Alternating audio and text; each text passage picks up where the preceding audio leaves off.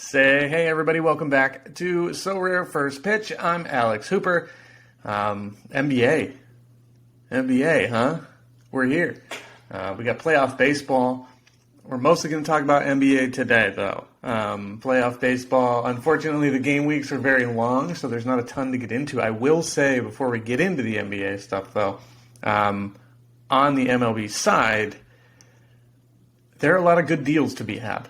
There are a lot of good deals to be had right now. You can improve your rare pitching staff for a wonderful set of prices. I got a Jonathan India rare yesterday for a price that I was really looking at getting him at, or looking to get him at, for probably months now. So there are a lot of people clearing out their galleries for excess. There are a lot of people trying to make some money for NBA. So, a lot of great opportunities right now. A lot of good opportunities to move into the super rare market as well. A lot of people clearing cash. So I will take this opportunity to plug the Patreon. I can get you the actual recent sale values, the floors, and projected points for next year, and you can find those deals fairly easily. So if you want that, you can head over to the Patreon, patreon.com/sorarefp. We did talk for a while. I was talking a while about having COO of Sorare, Ryan Spoon, on the show on Friday. If you didn't see the news, Ryan actually has moved into an advisory role for the company, and we were told that we weren't going to be able to talk to him, which makes sense given the move. So while that is disappointing, they did say that they would get another engineer that we'll be able to sit down with at some point. So your questions hopefully will be answered straight from the team at some point. It does wash out the possibility that I was hoping for, that we would get a little bit of breaking news on the show about what we're going to see in the MLB offseason. But at this point, it feels like we're going to have to wait until the actual offseason to know. So that is unfortunate. I am happy for Ryan for moving into a role that might be better for him. Want to thank him and the team for moving everything forward the way that it has. I joined Sorare when it was just the soccer product, right at the front end of the boom, and I've just had nothing but fun with it. So Ryan is a big reason for that, and I appreciate him for reaching out, first of all, and hopefully we can talk to him soon, and talk to someone from Sorare soon as well. So that's just a little bit of housekeeping. NBA. NBA is here. Keith and I talked about it the other day. We've had a couple of days to digest some of the news, and we've added projections at Sorare First Pitch. And I don't want to spend too much time plugging the Patreon, but you don't have to pay this weekend. Nothing but common contests for NBA this weekend, so we are making the projections free over at Sorare First Pitch. So, let's take a gander.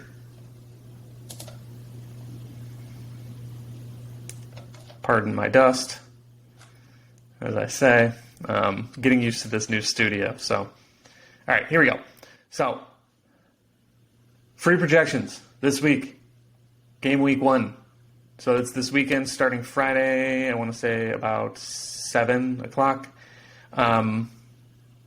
We're also giving away a free month of our All-Star Patreon, and you'll see what that entails. Other than you'll get all the same MLB stuff for the off-season, you'll get those prices and everything that I talked about. You'll also get pricing for NBA and a couple of extra little metrics. So far, we're just now building out the NBA projections and the spreadsheet because we're just learning, what the game is. So it will grow over time, but you can win a free month. Here's how you can do it. Follow Sorare First Pitch on Twitter, retweet this post, and tag 2 friends who you think are going to play Sorare NBA. Even if they're not, they still count. I'm not looking into it. So that's your little inside information for watching the show. For the projections, just head over to the Patreon page. And it's unlocked. I realize you can't see that right now because I only shared the Twitter. I got so much else going on my screen that I didn't want to show too much. All right, so here you go. Head over to the Patreon. Just click that link in the tweet. You can download the Excel sheet here. You can look at the Google sheet here. They're both unlocked. So we want to talk about what you actually get in those projections and why projections are important in NBA. If you don't know, NBA is the most projectable sport. Players play similar amounts of minutes, but that's the thing that you have to pay attention to. News is very important, whether or not someone's going to sit, if someone's on a minutes restriction, stuff like that. But generally, output is very correlative to the minutes, and you can kind of project that. So if you expect someone to get a boost in minutes, in the DFS world, their salaries would be super low. And then all of a sudden you're like, oh, but they're going to get 10, 12 extra minutes of production, so their value towards that salary is going to be much higher. Sorare is the same game. Your L10 score against the cap, that's your salary. If you didn't see, I would recommend going out and checking our last video and watching the community event as they kind of explain how that's going to work. But essentially in the champion contest, you have an MVP, which is your highest score. Their L10 doesn't count against your cap. And then you have 4 spots to fit 120 last 10 points, so that's average score over the last 10, into your lineup. And that's how you go forward. In Contender, it's 110 without the MVP. So everybody counts, and you have 10 less points to spend. So, thus, you need to, basically, the name of the game is fit the most points into your last 10 as you can. So what that means is maximizing every player, getting a guy who has a last 10 of 17 but could score you 34 points. Things like that. So we shall look at the current free projections. Here's what you're getting. So we have this currently sorted, that was a weird way to say it, by best score divided by last 10. So let me just explain these. Obviously, the name of the player, last 10 as it appears for the game week. So last 10 scores lock as soon as the game week opens. So it's not going to be their true last 10. Some of these guys played last night. Some of these guys played Tuesday night. And thus their scores have changed. So it's not a true last 10. So we have to go off of what is shown when the game week opens. So it's last 10 going into Friday or Monday. But that will be represented here. This will be the last 10, and we'll try to keep it, this requires some data scraping. We'll try to keep it as accurate as possible. If it's not accurate, then these become a little bit useless because you don't have an accurate representation of the value. So far, so good. The people we rely on are doing a great job, so that's fine. So, just to explain everything else, weekend average. If players have more than one game, this is the average of their projected couple of games or 3 games. I don't know that that's a thing. I don't know that they play back-to-back-to-backs. But this will be an average of that, and then on a 4-game week, it could be 3. So that's helpful as a tiebreaker, but keep in mind that the scoring for NBA is your best score for the week. It's best ball. It's if Kevin Durant goes out and puts up a 20, which he might have last night as the Nets got blown out by the Pelicans, if he bounces back the next game and puts up 67, then all he gets is a 67. You don't have to worry about that first game. So that's what makes the D column here the weekend best, what you want to use as the projected score, essentially. This is each player's best projected score of the weekend. So if we sort this, hopefully it doesn't break the spreadsheet. All right, so Giannis currently has the best projected score over the weekend. Nikola Jokic, Luka Doncic, LeBron, AD, Trae Young, Karl Anthony Towns, all the people you'd expect here at the top. And these are based on pace. These are based on who they're playing against, how bad they are, how good they are, et cetera, and how these players' output is expected to change based on environmental factors. So yeah, that's all squared away. So you see here by sorting that you're getting the best players at the top. So then you divide these by the last 10 and you start to get their average. How much value above what you are paying for them that you can get. So we'll now sort by that. Who's got the best score compared to their L10? Where are you maximizing results? You see Juan Toscano Anderson here. He has a 1. He will count towards 1/120th of your cap. That leaves you a lot of room to play, right? But he's expected to get 10 points. How much is 10 points going to matter to you? If you run out, say, Jokic, Giannis, LeBron, and Luka somehow get you to 119 points. You know, Giannis won't count, and then the other three would have to be sub 40 each. But follow me here. Say that works, and you just need Juan Toscano Anderson to fit those 4 studs, and you like that lineup. Great. You got 4 studs, and you got a guy who's going to put up 10 points, maybe.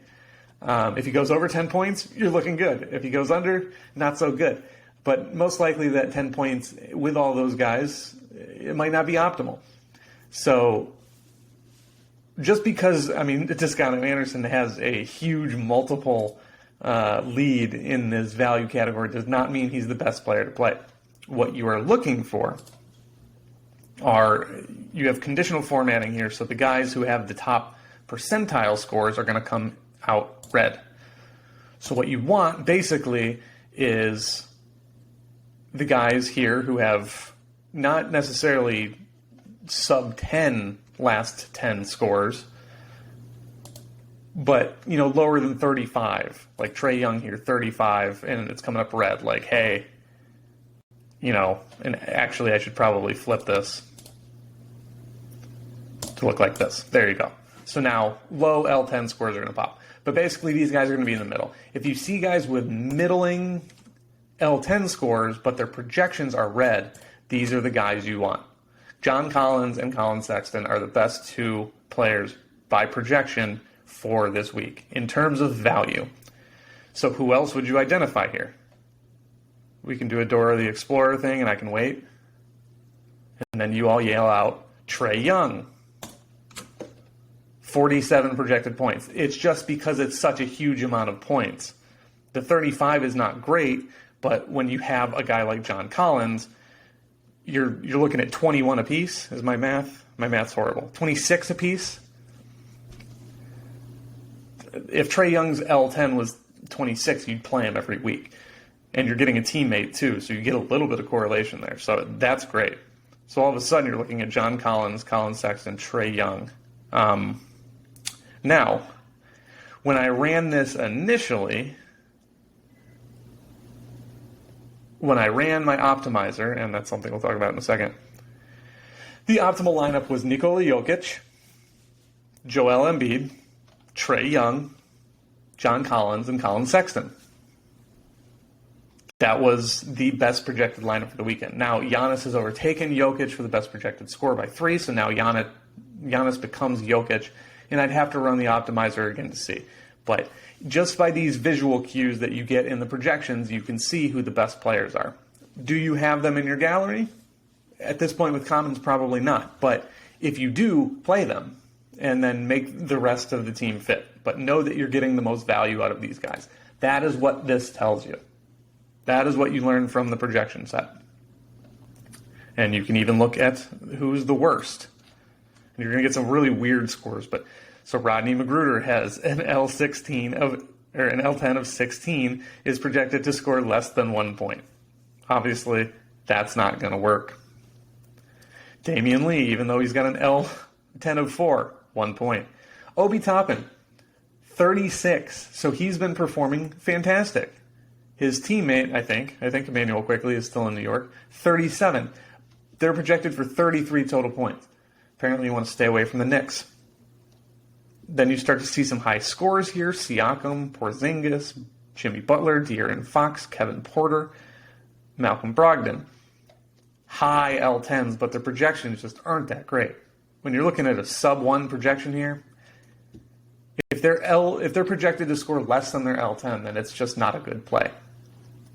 And then you get the studs like this where it's like Jokic, but, 50. This is a different beast, though, because you're going to be playing, most likely, your studs in Champion. So this doesn't count. Their L10 is essentially 0. And actually what I would do normally is go in here and just zero out the L10 for Giannis. Because while you can play him in Contender if you have 2 of them, congrats on being rich, if you play him in MVP, there is no possible way his L10 will factor. Sorry, if you play Giannis, if you play the highest projected player in Champion, there's virtually no chance that his L10 will count. Unless you play someone with a higher L10 like Jokic too, in which case you're losing like 3 points of L10. So for the sake of the optimizer, I will zero those out. So that is what you get for free this week. You will get all of this. You can get all of this for $5 on the Patreon. $5 a month gets you, 8 game weeks of this. Fantastic. So, what can you get for $10 a month? What can you win by retweeting, following, and tagging friends? Well, let's take a look. I swear this is not an ad, but it's very important here. Okay. So don't worry about this. This is just an additional column to make things work. Okay, so here you go. Here's the latest pricing. You will get all of the pricing dropped right into Excel, and you'll be able to say, hey, I want John Collins. What will it cost me to get a John Collins? You can get a John Collins limited for 0.034, which actually is not bad. If limited competitions were open, I would probably spend 0.1 Ethereum to get limiteds of Colin Sexton and John Collins and run it back and take what they give me. Here it is for rares. I'm not doing super rares yet because that market is going to be so wild for so long that it's not going to matter. But okay, here you go. Here's more numbers. Average last 10 score. So like it's this number. Divided by the price. So who pops price-wise for their last 3 sales? It's going to be the same guys because they have these crazy numbers here, but you want to use it to identify some other folks. So like, let's see, who's our first red score? Malik Beasley is a nice price. Jared Vanderbilt, 25 max, 17 L3, and you can get his limited for a lower and lower price. Week 1, that's going to be huge. If you want to play limited week 1, like you could go in here and probably build a nice little team. You might want to play it in Contender if you don't think you have any shot of running a Giannis out there in Champion. But so then we do the same thing for the floor price. Rare L3, rare floor price, and then all of a sudden over here, we're doing the best possible score, which is probably what you would actually want to use for all those different things. And then you have a couple more, just pure points is what you get over here. And this is all weekend projections. Yeah. So that's what you get. Now, let's talk optimizer. This is something that we're hoping to offer, something that we're hoping to turn into a web app. But essentially, you can run this and take a grouping of these players over here based on whatever metric you want to use. And you can have, you can't do it on here, right here, we'd stop getting the pop-ups, solver. We can use this to have Excel spit out a max score value within parameters. Now, I can't run it on here, and I also don't want to run it on here because that is going to be for subscribers only. This sheet is going to be for subscribers only. The pricing is going to be for subscribers only. And if you see here too, I have my gallery tab. These are my common cards. Same thing. And then I have the optimizer on here on my computer that can run this. So you're gonna, if you want the optimizer, if you want something to systematically spit out your best option, you're gonna have to come over to the All-Star Patreon. And that's that. That's what you get. All that's here. But so just to kind of demonstrate what you can get and why projections matter. That's the thing. I don't want to be a snake oil salesman. I don't want to sell anybody on something they don't need. But to compete here, it's really good to know what lineups maximize your potential output. So the projections are becoming more well-rounded, sourcing information, but ultimately I have my own calculation using, like I said, pace, the amount of possessions per game that players are able to have against certain opponents, how good the defense is of the other team, et cetera, and using that to project my own, and then lumping that in with some other outlets that I trust to get full projections. So you can get all of that, and you can go win a free month. And you can try it for free this weekend. That's the thing. You can use those projections on your common team and try it out this week. And maybe you win a limited card, and all of a sudden you're making money on the platform, and then we're rolling. So that's it. That's it on the NBA side. That's it for the show. I did want to shout out Austin Hogan. I don't know how it's pronounced. I apologize. You won the Will Myers limited card from our last episode. You were the only one to comment the question. So there you go. Find me at Tilt City FC on Sorare. You can request your Will Myers or comment here, and I'll find you and I'll get it to you. But that's it. Go find some deals in MLB. Make sure if you're playing NBA, use those projections this weekend, and hopefully they help you out. News is such a big thing. Also, getting in the Discord. We got some great minds. Gator Guy and Keith. He's the news king in NBA, so he'll be around. Things change quick, so lock is very important. Knowing if your guys are going to play near lock might make or break a game week for you. So we're going to have a news bot in there, and we'll have everything coming straight to you. So just another reason for the Patreon, but I don't want to sell it too hard. I'm here for y'all on the free YouTube channel, and that's it. That's all I got. Happy Thursday. And I'm excited for the first week of NBA tomorrow. We will catch you then. See ya.